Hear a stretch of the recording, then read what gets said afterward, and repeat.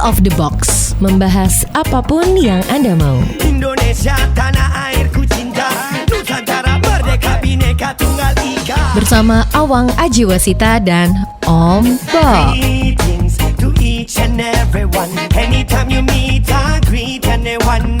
Whether it namaste, assalamu alaikum. Salam, salam, salam. Halo, kita ketemu lagi di Out of the Box, membahas apapun yang Anda mau. Awang Ajiwasita bersama Om Bob. Langsung aja kita mulai diskusinya. Om Bob, belum lama ini KPK melakukan operasi tangkap tangan terhadap Menteri Kelautan dan Perikanan, Edi Prabowo, atas dugaan menerima suap terkait izin ekspor benih lobster. Ini sebenarnya ceritanya gimana, Om Bob? Ya, itu kemarin kan berita mengejutkan ya. Iya. Ya, pagi-pagi ya. Kalau nggak salah itu setengah 12, jam 12, jam 1 ya. Itu tiba-tiba ada berita kalau KPK menangkap menteri di Soekarno-Hatta. Ya.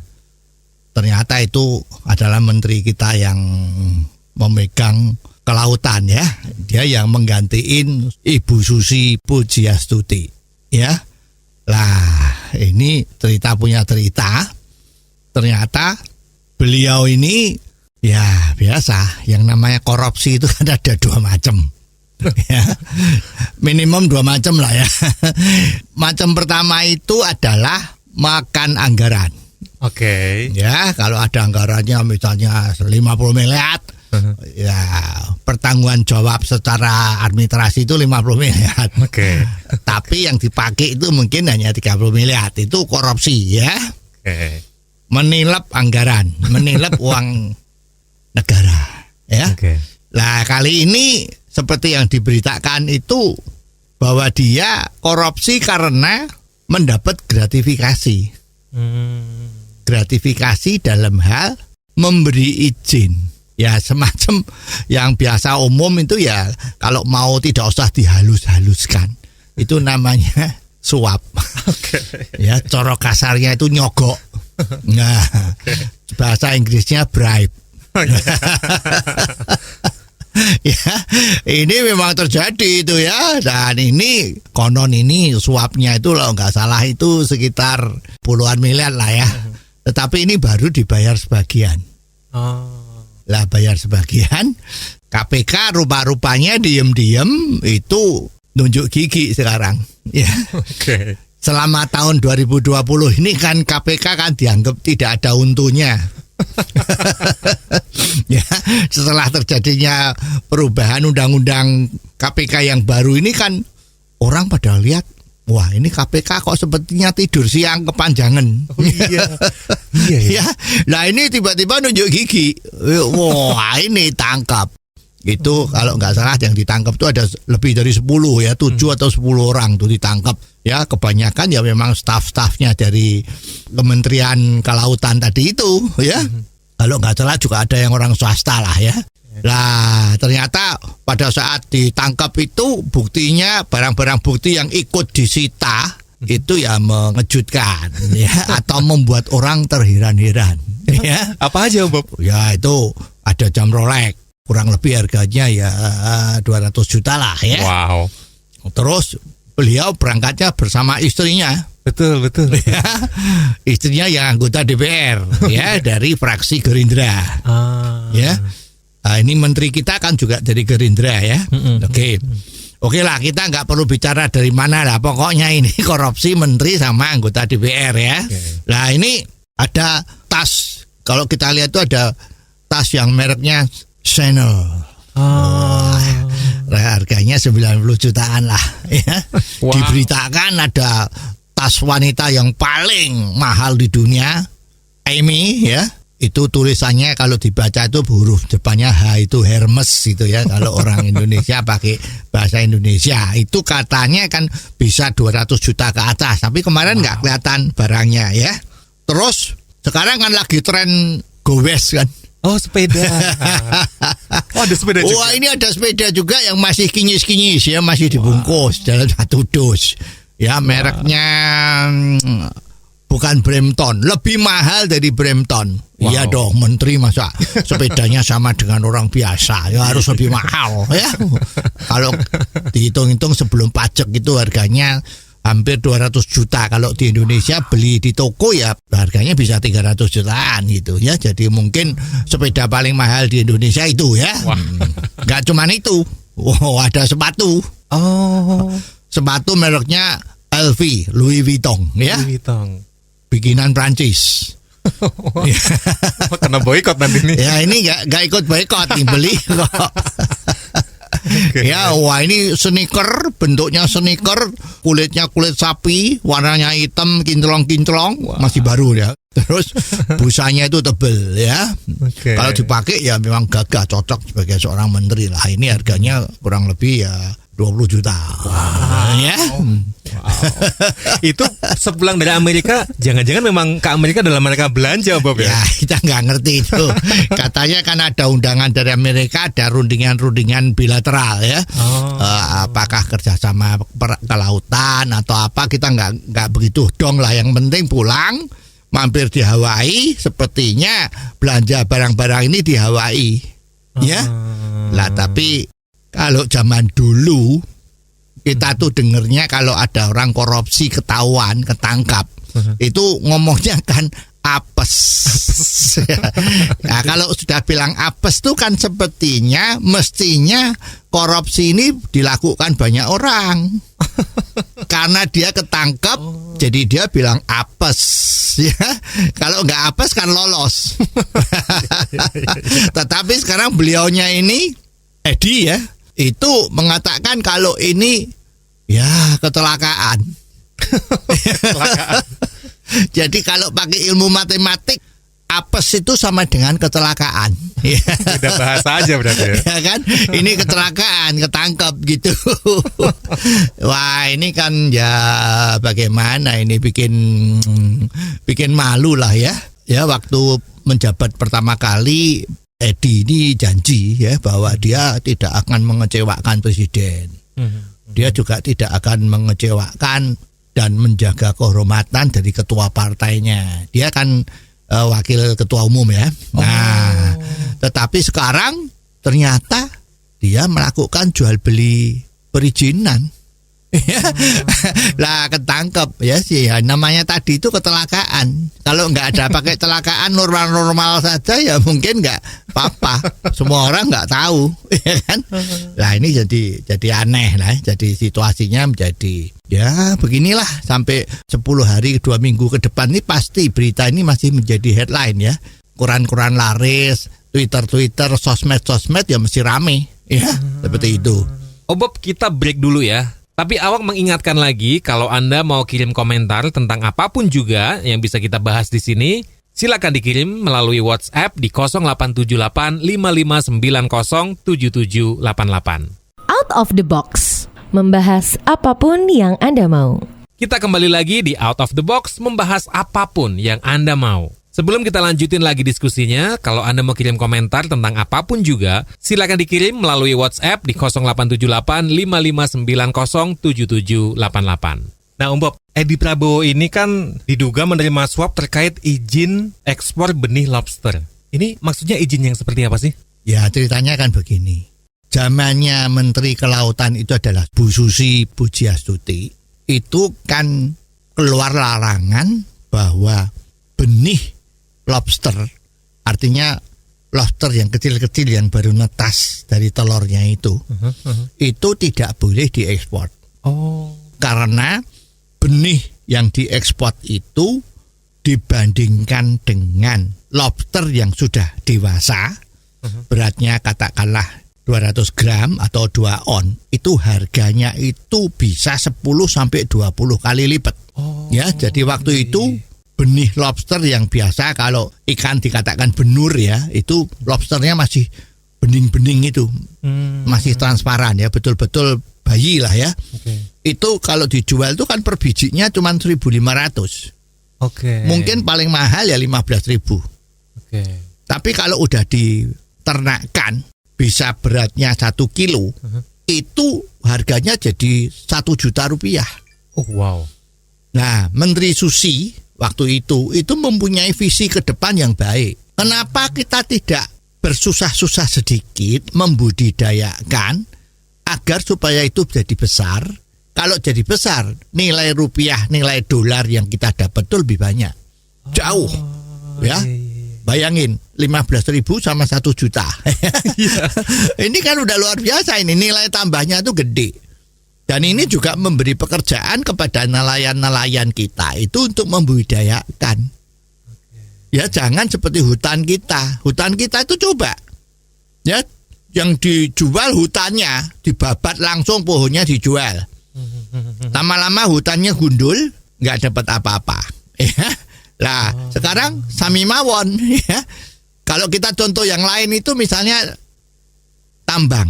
Indonesia itu terkenal dengan sumber daya alamnya yang berupa tambang. Ada nikel, ada tembaga, ada emas, ada macam-macam. Ya, baru pemerintah Jokowi ini mengendaki agar jangan diekspor bahan mentahnya. Maka sekarang mulailah dibikin shelter-shelter untuk memproduksi agar supaya yang dijual ke negara lain, istilahnya ekspor itu bukan bahan mentah. Ada nilai tambahnya, harganya lebih tinggi, keuntungannya lebih besar, kesejahteraan rakyat lebih banyak. Nah ini sekarang ya sami mawon. Ternyata lautan Indonesia ini kan dilirik sama semua orang. Ya, semua orang mencoba-coba mencuri ikan atau apapun, ikan, udang, macam-macam lah ya yang ada di dalam laut itu.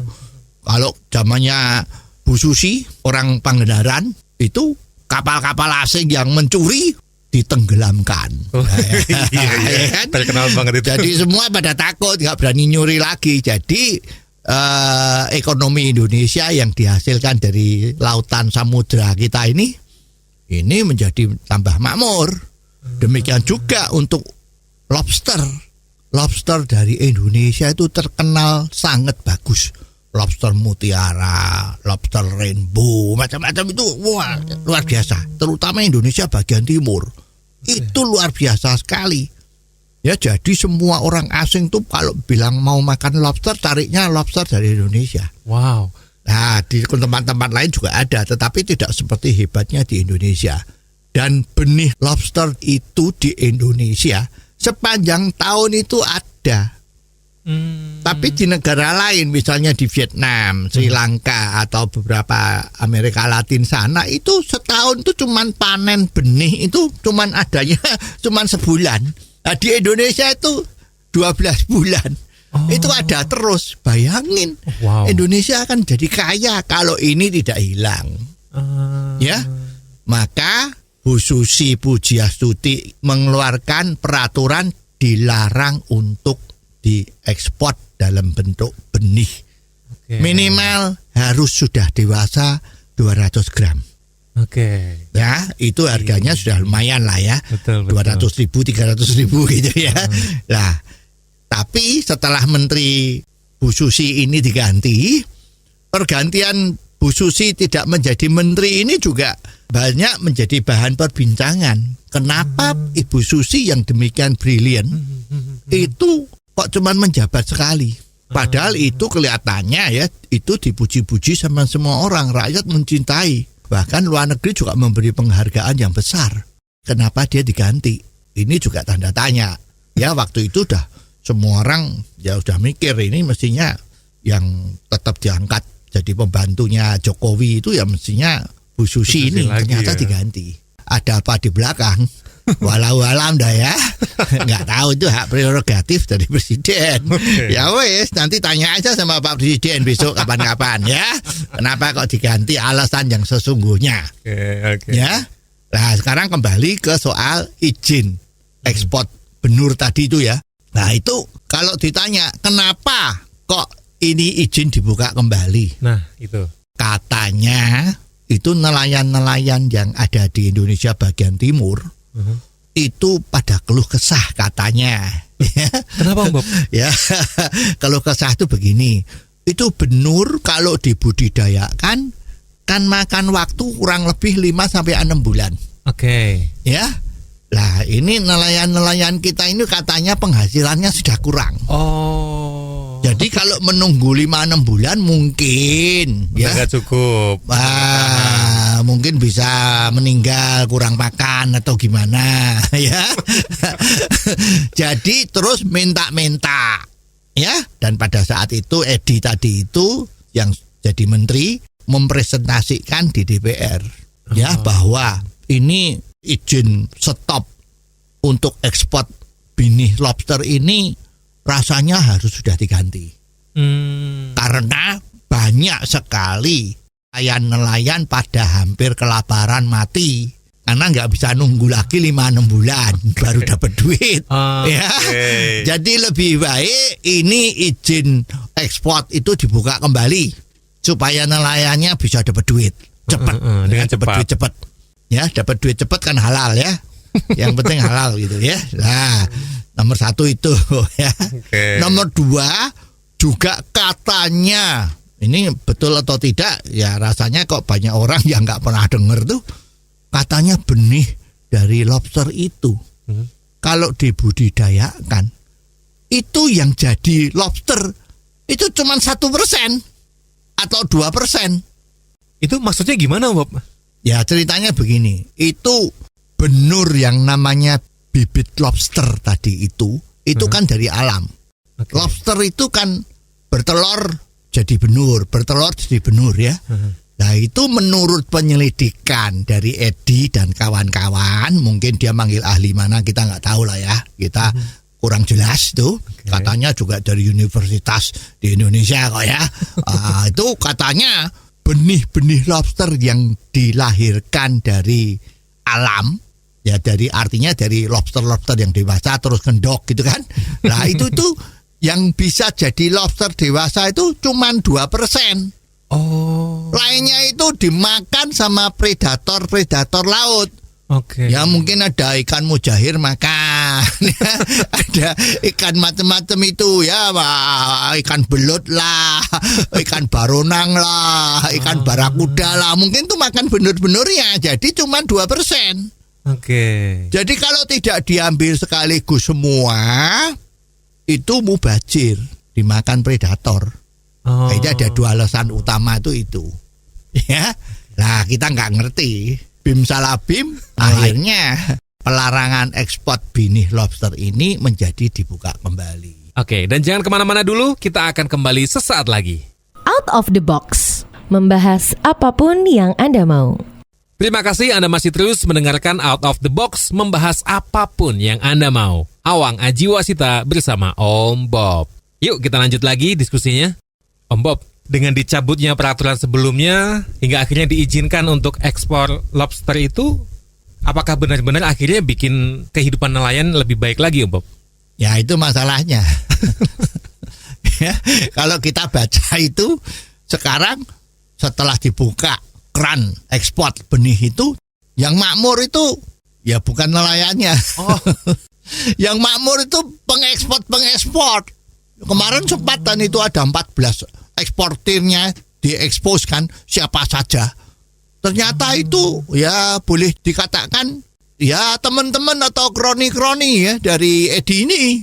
Ya, itu kalau nggak salah itu dari lembaga ICW yang memberitakan itu bahwa ternyata kalau diselidiki perusahaan-perusahaan yang dapat hak untuk mengekspor benih ini itu kebanyakan perusahaan-perusahaan yang baru didirikan, kurang lebih nggak ada setahun tuh. Nah ini ada apa? Ya kan juga menimbulkan tanda tanya yang besar ya, kok seperti itu begitu kan.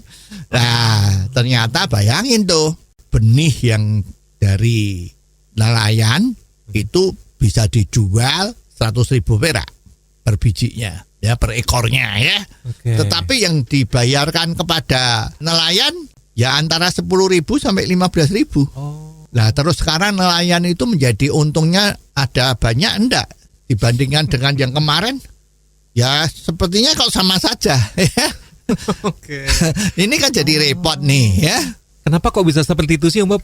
Ya kalau kita flashback zaman dulu, itu kan pernah ada yang namanya tata niaga cengkeh. Ingat Tata Niaga Cengkeh. Ya, pada zamannya Orde Baru. Oke. Ya, zamannya Presiden kita Pak Harto ya. Itu kan ada Tata Niaga Cengkeh yang terkenal sekali dengan nama BPPC. C itu cengkeh ya. Oke.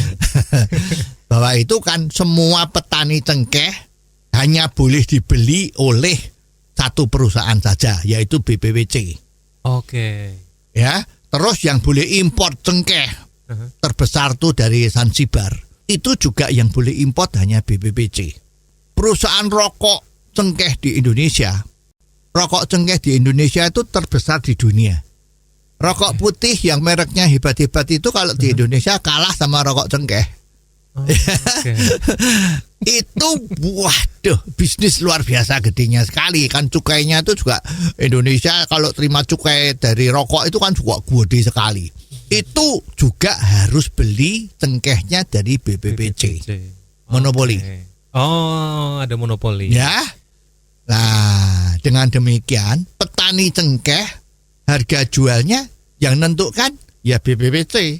Betul. Ya kan?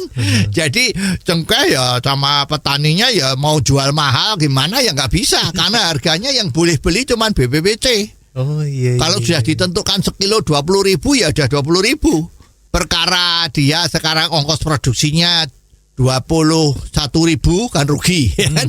Atau cuman 17.000 ya enggak apa-apa. Tapi dijualnya ke perusahaan rokok itu bisa 90.000 atau 100.000. Lah, perusahaan rokok juga begitu, mau beli langsung dengan petani yang cuma 10.000 atau 20.000, 30.000 juga nggak bisa. Karena kalau berani beli tidak lewat BPPC ditangkap kriminal. Nah, sekarang benih lobster ini hampir sama. Monopoli juga Om Bob. Ya, kalau dikatakan monopoli ya tidak, karena perusahaan yang beli-beli itu kalau nggak salah kan ada 14 perusahaan. Oke. Ya, kalau sudah 14 perusahaan itu kan mau dikatakan monopoli kan bantahnya mudah. Ya. Oh, iya. Wah enggak, monopoli cuma satu, ini kan 14. Oh, iya. Ya secara hukum kelihatannya ini tidak ada masalah. Oke. Ya, tetapi ini siapa yang punya 14 perusahaan tadi itu? Kalau kita lihat daftar nama-namanya itu, waduh, ya orang-orang terkenal lah ya. Kalau tidak salah itu ada mantan anggota DPR ya, ada beberapa yang mempunyai pengaruh gede dengan pejabat-pejabat kita lah ya. Itu kalau lihat nama-namanya itu ya wis seperti itulah ya. Nah sekarang nelayan-nelayan itu kalau mau jual ya hanya boleh dijual kepada 14 perusahaan tadi itu. Nah ini kalau udah cuma boleh dibeli sama 14 perusahaan ini, ya mesti toh, ya harganya kan ya nggak bisa sesuai dengan keinginan dari nelayan atau harga pasar di dunia. Oh iya. Nah ini kan, Iya. jadi harganya otomatis ikut sama yang 14 perusahaan ini. Nah sekarang kalau lihat situasinya di luar pada saat ekspor sudah dibuka kembali ini, yang paling seneng itu Vietnam. Loh kenapa Vietnam? Nah, Vietnam dapat benih, dia yang membudidayakan. Jadi pasaran lobster yang gede-gede itu dari Vietnam semua. Jadi sekarang kalau di dunia itu penghasil lobster terbesar siapa? Vietnam. Karena benihnya dari Indonesia. Benihnya Indonesia. Ya. Indonesia menikmati harga satunya 100.000, tapi Vietnam menikmati satunya 1 juta atau 1,5 juta. Ya, pinter mana? Pinter menterinya yang korupsi karena terus dapat duit kok ya, nggak mikirin rakyatnya tapi mikirin diri sendiri. Ya. Oke, dan jangan kemana-mana, kita akan break dulu. Sambil terus Awang ingetin kalau Anda mau kirim komentar tentang apapun juga yang bisa kita bahas di sini, silakan langsung kirim via WhatsApp ke 0878 5590 7788. Out of the box, membahas apapun yang Anda mau. Anda masih mendengarkan Out of the Box, membahas apapun yang Anda mau. Awang Ajiwasita bersama Om Bob. Silakan kalau Anda punya komentar tentang apapun juga, bisa Anda kirim melalui WhatsApp di 0878 5590 7788. Nah, kita lanjut lagi diskusinya. Om Bob, dari kasus bisnis ekspor lobster ini yang bikin geger itu apa lagi sih? Ya ini katanya orang kalau sudah makin lama kan makin pinter. Ya, kalau BPPC zaman dulu itu kan hanya jual beli cengkehnya saja. Sekarang yang namanya kasus atau rantai bisnis dari benih lobster ini ada yang hebat lagi, yang main di logistik. Logistik. Jadi logistik ini kan dia yang mengatur pengiriman bibit lobster ini ke negeri tujuan yang diekspor. Nah ini gila lagi. Jadi logistik ini hanya boleh melalui satu perusahaan saja. Dan perusahaannya ini ada di Jakarta. Jadi kalau nelayan dalam tanda petik ya, karena udah dibeli sama tukang pengepul bibit lobster kan, benih-benih itu, misalnya dia ada di NTT atau ada di Sulawesi, kalau dia mau ekspor ke luar negeri, benur itu harus dibawa ke Jakarta dulu. Jadi pelabuhan keluarnya untuk dijual ke luar negeri itu hanya Jakarta. Oke. Dan the one and only perusahaan logistiknya. Itu logistiknya namanya apa, Om Bob? Wah, nggak usah ngomong lah. Ya, yang penting cuma satu. Nah, rupa-rupanya ini yang bikin susah kan. Harganya sudah terkendali. Yang jual hanya boleh 14 perusahaan. Masih kurang. Kalau mau ekspor harus lewat satu perusahaan logistik. Tapi kalau nggak lewat satu logistik itu gimana? Ya izinnya nggak dikasih. Oke.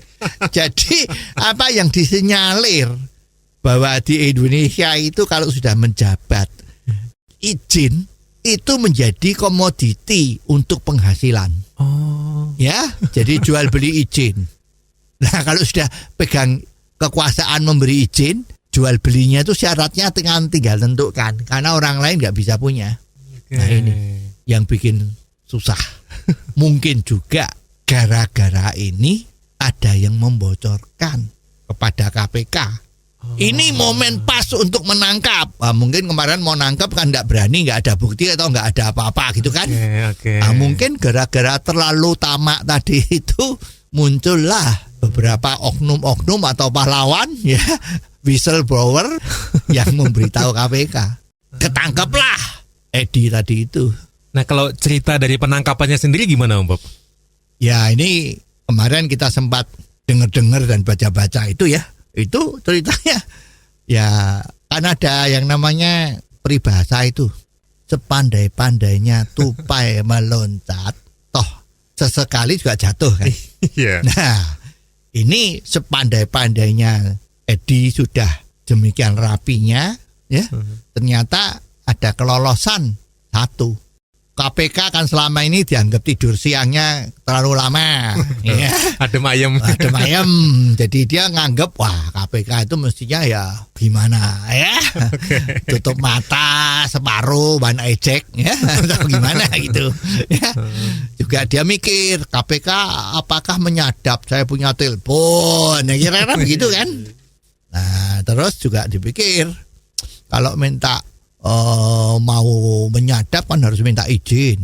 Betul. Ya? Dewan pengawas. Ya, kemungkinan ya izinnya tidak cepat misalnya begitu. Okay. Ya. Ini pokoknya punya dugaan-dugaan yang menganggap enteng bahwa KPK sekarang ini sudah enteng ya. Jadi kemungkinan ini skenario ceritanya yang orang punya cerita bahwa ini Edi ini kan lagi belanja di Hawaii. Nah, kalau di total belanjanya tadi itu kan kurang lebih itu ya 750 juta rupiah ya. Wow. Ya sepeda yang harganya itu. Ya, jamnya Rolex tadi itu. Tapi ini ada jam yang satu lagi kalau nggak salah namanya Jacob N apa itu ya. Oh. Itu ternyata arloji itu mahalnya jauh lebih mahal dari Rolex. Cuman orang yang biasa, orang awam itu kan nggak ngerti. Dipikir kalau Rolex itu paling mahal, tapi banyak yang lebih mahal. Ya okay. Ada Richard Mille yang dipakai sama Nadal, juara dunia tenis itu kan. Okay. Itu kalau main tenis pakai jam tangan Richard Mille, harganya 2 miliar. Wow. Ya. Terus ada itu dulu yang sempat geger tuh, ya jam tangan merek Hublot apa Hablot itu ya. Hublot itu mahal juga itu miliatan ya. Kalau Rolex itu ya kelas mahal yang orang tahu lah ya. Tapi ini yang sedikit tahu termasuk yang mereknya Yakob tadi bisa jadi harganya 5 miliar itu, cuman ini nggak diekspos saja. Nah terus kan belanja, masa mau belanja bawa uang cash kan enggak. Iya. Nah rupa-rupanya terjadi pembicaraan telepon. Ya dari Hawaii atau dari San Francisco atau dari New York sana telepon sama penyuap yang dari Indonesia tadi. Oke. Hey bos, ini gua mau belanja nih di Hawaii nih, ya rasanya ini perlu ini ada olinya harus dikirim supaya lancar. Ya kalau bicara oli kan aneh nih. Ya kan ada pejabat kita oknum tuh ya, itu kan mengatakan korupsi itu adalah oli dari pembangunan. Nah, rumah-rumahnya kalau diterjemahkan oleh Mr. Edi ini ya itu. Wow. Perlu ini oli untuk belanja. Sepertinya sang yang janjiin suap dari Indonesia itu mentransfer oli tadi itu ke rekening debit card yang dibawa oleh Edi atau istrinya mungkin ya. Oke. Berdua itu, sehingga dia waktu belanja itu lancar saja. Nah, sudah ada oli kan lancar. Iya, gesek. Lah rupa-rupanya ini ketahuan sama KPK. Jadi ini dibuatkan barang bukti. Jadi pada saat darat di Indonesia sudah ditunggu. Begitu keluar dari pintu gerbang imigrasi, ya tinggal ditangkap. Plak dibawa ke gedung KPK. Terus keluar press release, sudah ketangkep Menteri Kelautan. Tapi KPK luar biasa Bob ya, sekelas menteri loh.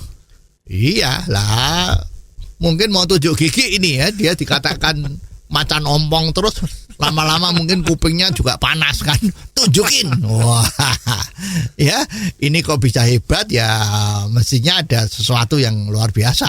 Dan yang mengejutkan lagi, ini yang nangkep kan Novel Baswedan yang kemarin kena air keras itu, yang matanya hampir buta. Nah ini luar biasa juga.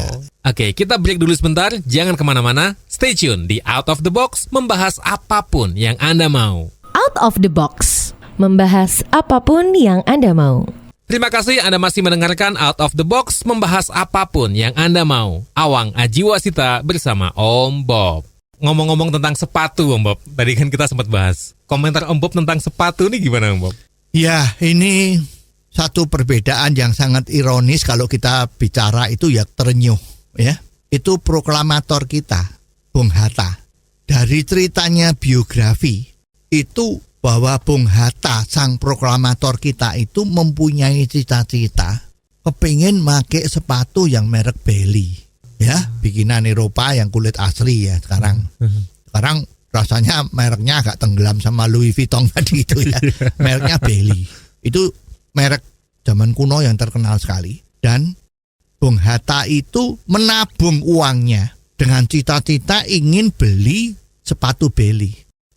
Ternyata setelah dikumpul-kumpulkan itu ada keperluan lain yang untuk dipakai keluarganya. Jadi dia membatalkan untuk membeli sepatu Belly. Bayangin, sang proklamator ingin beli sepatu mewah itu harus menabung bertahun-tahun. Ya, setelah uang itu cukup bisa beli, ternyata ada keperluan di rumah tangganya yang lain sehingga dipakai sama istri maupun keluarganya untuk keperluan yang lain. Ya, terus dia nabung lagi. Cita-cita tetap kepengin beli sepatu Belly. Nabung lagi terus. Akhirnya sampai Bung Hatta itu wafat, itu belum selesai. Belum terwujud ya? Ya, sekarang menteri kita ini baru jadi menteri shoppingnya di luar negeri. Ya, ini contoh yang jelek. Ya. Langsung beli sepatu Belly yang harganya kurang lebih 20 juta dengan enak saja karena udah ada olinya. Ya beda kan, kualitas leader kita kan beda. Zamannya Hatta sama zamannya sekarang ini leader menteri tadi itu kan jauh sekali dibandingkan dengan proklamator kita Bung Hatta tadi. Ini ironisnya. Ya jadi sebetulnya ya teladan dari Bung Hatta itu harus diikutin sama semua orang. Ya negara lagi susah. Ya kan punya oli belanjanya di luar negeri. kalau memang punya uang ya belanjanya di Indonesia dong. Kalau memang kepengen sepeda mewah ya sepeda mewah juga ada, tapi kan ada pajak yang masuk di pemerintah. Mau beli ROG ya jangan di Hawaii, beli di Indonesia supaya Indonesia dapat menikmati pajaknya. Ini kan sama sekali tidak memberi contoh yang baik. Ya, jadi next kalau memang mau milih pejabat-pejabat itu mestinya ini banyak yang ngomong ini. Ya mestinya udahlah. Ya, tapi ini kalau diomongkan partai-partai bisa kebakaran jenggot atau kupingnya merah. Bagaimana ini? Mau diomongin nggak? Okay. Gimana ya? Tapi nggak apa-apa Om Bob, biar rame aja sekalian. Ya, jadi mestinya besok kalau Jokowi mempunyai kesempatan untuk melakukan reshuffle kabinet, ya mungkin banyak pendapat yang perlu didengar. Lebih baik memang cari profesional. Jangan lagi jatah-jatahan ini untuk partai mana, untuk partai mana, untuk partai mana. Ini jadi repot. Kalau ada yang pejabat dari partai tertentu dan dia mendapat tugas dari partai tertentu itu untuk mencari oli, ini kan jadi repot. Dia kerjanya juga nggak bisa maksimal. Jadi lebih baik pakai yang independen, non partisan, asal dia profesional. Kan banyak itu yang profesional dan kelihatannya kan nggak ada kasus kan, yang profesional. Ya, toh juga kalau memang partai-partai itu sudah mendukung Presiden Jokowi untuk menyusun kabinet hak prerogatif dan Jokowi kan juga dipilih oleh rakyat. Ya mestinya partai-partai tadi kan juga akan mendukung apa yang dilakukan oleh presiden kita. Tapi kalau masih ada dari partai-partai begini kan sudah beberapa kali terbukti kan. Ini sekarang benur. Ya, dulu ada lagi kan jatah-jatah kuota-kuota itu sapi. Iya. Ya sapi itu juga dari partai.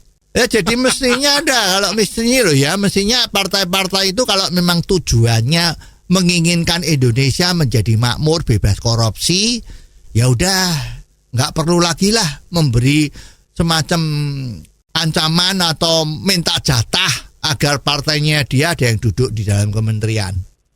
Kalau itu terjadi, semua rakyat salut sama partai. Ya, partai berarti betul-betul memberi kesempatan presiden yang terpilih untuk bisa memajukan Indonesia agar supaya bisa berbicara skala global. Om Bob, ini seru banget sih, tapi akhirnya waktu juga yang harus memisahkan kita. Kita akan ketemu lagi minggu depan ya. Kalau Anda mau kirim komentar tentang apapun juga, silakan dikirim via WhatsApp di 0878 5590 7788 atau bisa via email. Alamatnya di ombobindonesia@gmail.com. Sampai ketemu minggu depan di Out of the Box, membahas apapun yang Anda mau. Awang Ajiwasita bersama Om Bob. Out of the Box, membahas apapun yang Anda mau.